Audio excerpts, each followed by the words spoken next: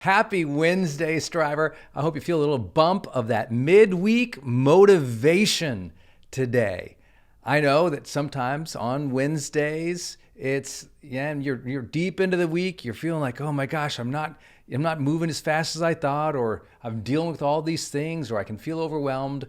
But that's why Wednesday is such a great day for you to let wisdom enter your life again, for you to remember that you can recalibrate your attitude, that you can reset your agenda for the rest of this week to focus on what's important again, to reprioritize your to-do list, to determine what you will finish by end of day Friday, if you haven't already created your Friday finisher list, so that you finish the week strong. And those are opportunities you have on Wednesdays.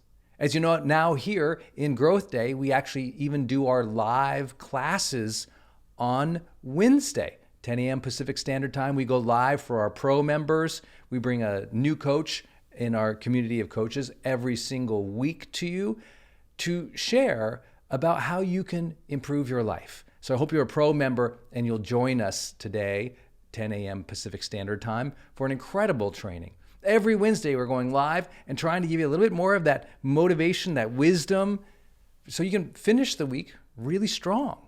And I don't say that kind of casually. One of the things I think is so important that you're seeing on our Wednesday live classes, which we just call Wednesday Wisdom for our pro members, is the energy in which we are trying to bring in this community for Growth Day. And that's what I'd love to talk about today. I'd love to talk about the negative bandwagon effect, which is really about the energy that you are feeling about the world.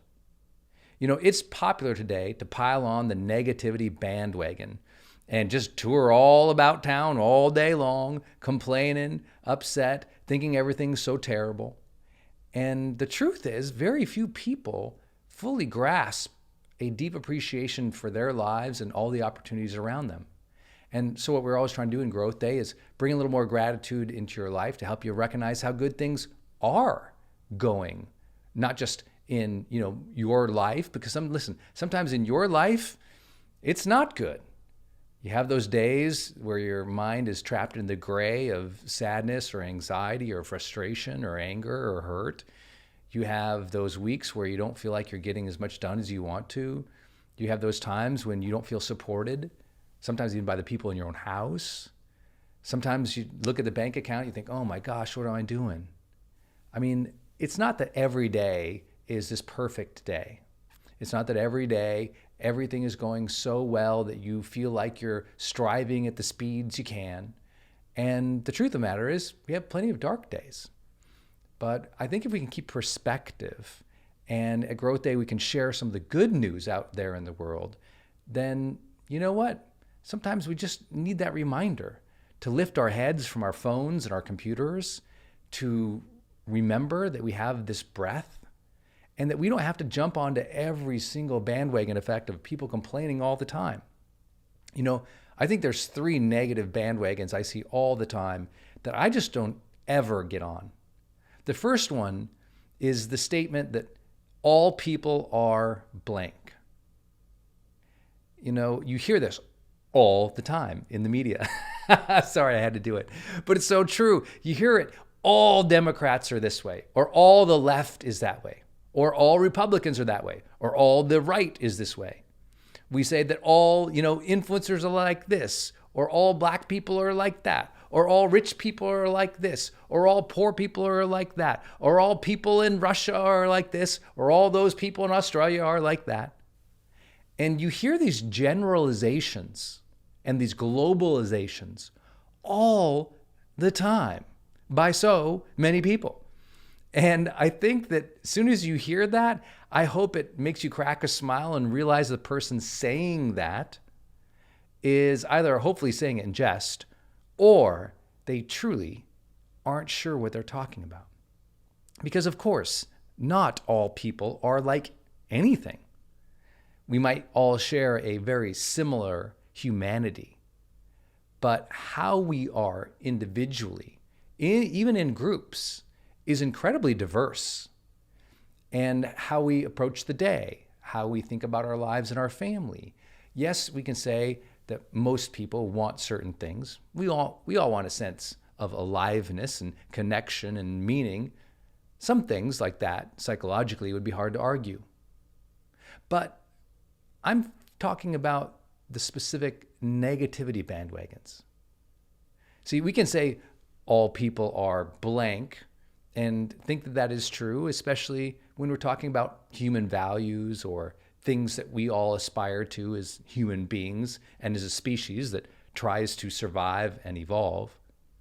But what you usually hear out there is all people are negative, right? All people are bad, hurtful, awful, jerks. Most people aren't espousing how most people truly want to live good lives, want to make a difference, want to have and care for their families in such a way that they're proud of their efforts and they feel connected to others and they make a difference. But the reality is most of what you hear today is all people are, and that blank is filled in with a negative statement. I'd love for you to tune your ears to that. When you hear that, maybe don't participate. Maybe don't pile on. Maybe don't think we have to all be in attack mode against one another all the time, fearing that everybody's terrible out there and we have to be in attack mode. I fear that that's what's happening. I see it all the time, and I've seen it every year of my adult life, that it seems that the negativity about other people has continued to grow. Other people, meaning whatever groups are outside of yourself. We do have a human bias to assume that other people are very different than we are, and we tend to assume that other people are not as moral, ethical, giving, and thoughtful as we are. It's weird. We make those assumptions about people today mostly because of this negativity bias that we have psychologically, but certainly culturally, this negative bandwagon effect, which assumes everybody is bad. You know, if you and I ever hung out for a couple of days, you would notice how many conversations I walk away from. You know, I'm a person who's a public figure, so I've spent most of my life, in groups, in large hotels, arenas, conference centers, walking up to people, networking, getting to know people. And I can tell you there's been, thousands of interactions where, I'm at the bar or the punch table or the food line or, in a networking situation or conference or event where I might walk up to a group of 2, 3, 4 people, or 4 or 5 people are gathered around me. And as soon as I start hearing that group tip into the negative bandwagon, I just decide not to jump on and I leave the conversation. I do so politely without any negative judgment to them. I just know that that's not a conversation that's going to be helpful. I can always hear if it's just constantly complaining or accusing or talking about the negativity of others versus really discussing problems and proposing solutions. I want to be a part of productive conversations that move the needle forward, that make the world a more positive and better place.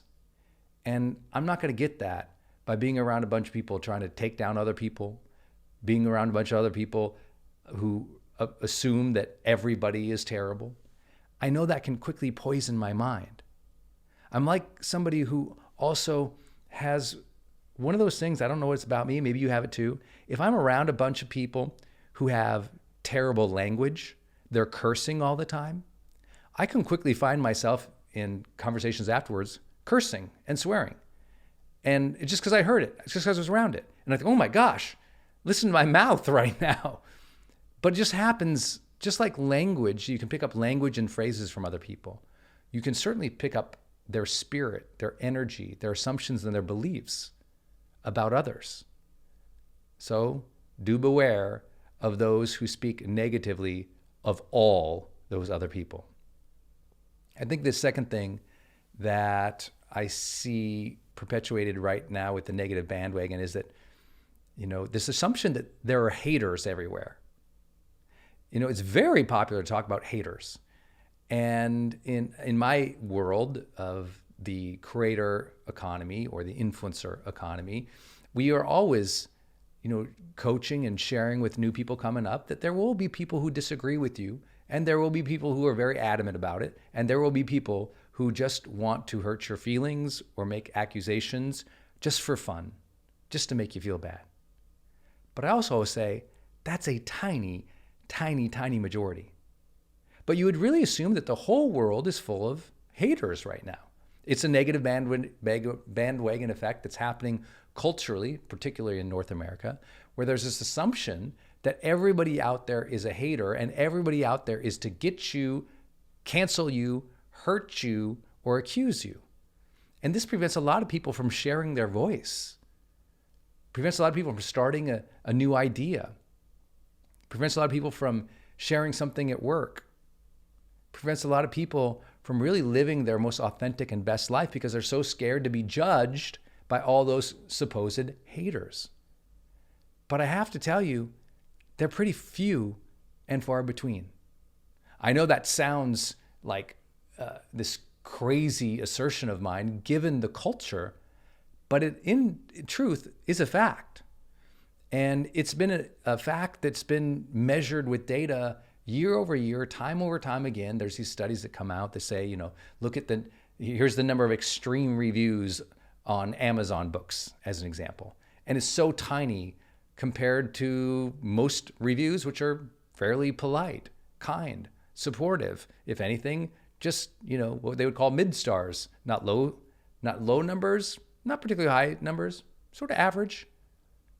Same thing for most restaurant reviews, hotel reviews, reviews for websites, reviews for companies, reviews for businesses. All over the globe, the data is fairly similar, that most people don't post negative or hateful reviews. Same thing on social media. There's assumption that everybody is a hater on social media. And the truth is, very, very rarely does something ignite a firestorm of haters. Most often what happens is you get 10 nice comments and you get one person who says something negative that is probably more perceived as largely negative about the person than it is just about the post. And all of a sudden, egos are hurt. And we assume that one person saying something not nice stands in for all the other hundreds of people saying something nice. People make that mistake very often, thinking the world is full of haters, so they never inch forward. They don't want to stick their neck out because all those bad people will do something terrible and cancel them and say something horrible. And the truth is, I'm sure you've heard a lot in these Growth Day conversations, especially if you're a pro member, you've heard a lot of coaches talk about how to deal with judgment more productively, more consciously, from a place of way less ego and a place of more of learning or even allowance of the fact that sometimes people are in a bad mood and they're in a bad place in their lives. And their way of acting out right now is seeking attention for their own hurt, not a real depiction of feedback for you. So please understand that if you are encountering haters, it might be a short season of life that you're going through that. It might be that one post. It might be something you mistakenly said. But if you keep showing up, if you keep putting yourself out there, if you keep serving others with pure heart and intention, trust me, over a period of time, the number of supporters will always, always, always outweigh the number of haters. The number of haters is always smaller than you think. Finally, there's this negative bandwagon effect that the world is going to hell. The world is in a terrible place. And, there's just everything is awful and all these awful things are happening. The world's just going to hell. I really hope that you can see beyond that false narrative, because all the data does also support that mostly the world, especially in the last 50 to 100 years, has dramatically improved. Even as I say that right now, knowing the craziness of the last 2 years, we still have a worldwide positive trend. What do I mean by that? Well, crime rates worldwide especially severe crime, is down worldwide, and it's been on a downward trend for decades. Poverty worldwide has been on a downward trend for decades. Child labor down for decades. Think about this. Infant mortality down for decades. Homicide down for decades. Violent crimes down for decades. The cost of food down for decades. We often think, well, no, there's inflation, or no, Brendan, you don't understand my corner of the world, or this town, or this little place. And we think that that is the world. But it's not. In fact, the world has dramatically grown in almost every positive indicator imaginable, from access to education, which is up worldwide for decades, literacy up worldwide for decades. You have this incredibly positive trend and growth, and we just don't see it if we're not looking for it. Because what is usually amplified on social media is the negative stuff, because of our negativity bias, and because we often find ourselves in the modern world connecting over anger, connecting over complaining. We get empathy and, oh, yeah, agreement when we share our upset, our vulnerabilities, or our complaints about the world. But what I'd encourage you to do is get around positive people who can acknowledge things. Yes, can we all do better? Is there dramatic improvement still possible with crime and poverty and labor and mortality and, education, literacy, access to health care? Is there so much we can do to improve? Absolutely. But have we come a far way? Absolutely. Let's focus on continuing the progress versus continuing complaint about the old problems. I think it's about being solution-oriented folks and being around people who really want to make the world better. And so they talk about it by recognizing and appreciating what is good and offering ideas and solutions to make things better without the hook of telling everyone else the world is going to hell. I hope this message here in this Daily Fire today inspires you in some way. I know it's easy to be really negative and discouraged out there right now, especially after the last couple of years. But I do share with you that it's important to adjust your mind these midweeks here on a Wednesday to just recalibrate, be like, okay, let me at least center myself on what I appreciate of my life. Let me center myself on the blessings in my life, in my home, in my community, in my town, in this state, in this world, or in this country, in this moment in time. Whatever it takes for you to at least acknowledge those things, even if you feel like, hey, listen, in your house right now, you're having a terrible time. Or in your job right now, you're really frustrated or upset. Or if things aren't going great in your business or in your locale, got it. That happens. If that happens, I'm not saying don't believe that negative things don't happen. I'm saying, got it.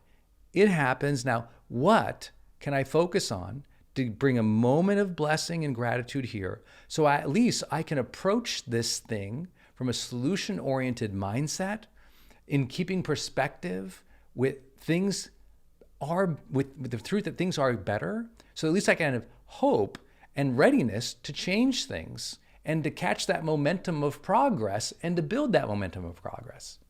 I know it can sound, this guy on this Daily Fire, some level of preachiness to say, oh, well, things are good out there. And when I know when it's at home and it doesn't feel good and things are not going good, or your health is bad, or you get that bad or negative news, or other people around you, or just, man, they're difficult to deal with right now and the energy's not good.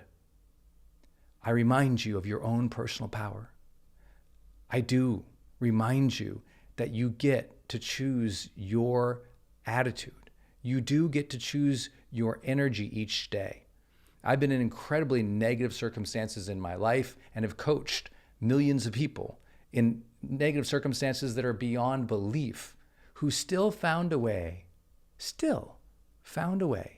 in all that darkness to see the light, to bring the joy, to adjust their attitude, or to at least carry on with hope and faith and positivity and optimism, knowing that things might not be great now, but they can change, that you can change things, that you can improve things, that you're capable, that you're worthy, that the future does hold good things for you and you are stronger than you think.